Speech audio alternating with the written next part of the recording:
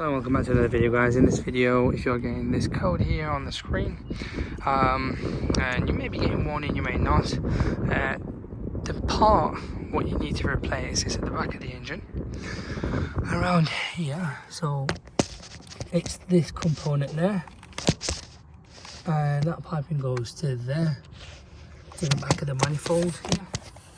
So it's that there. It all comes together if you buy it online, an OEM. Here it is.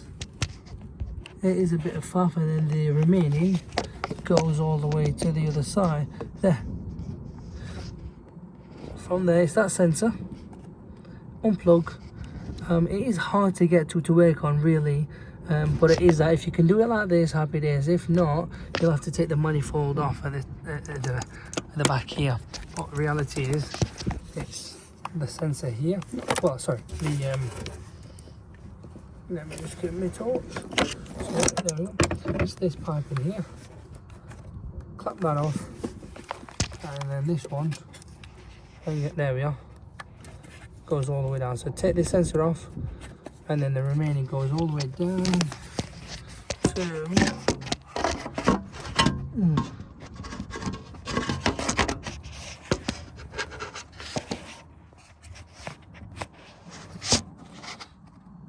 There. It really is a tricky one, but that's where it is, and that's the. Trying to see if we can get a part number, but there isn't.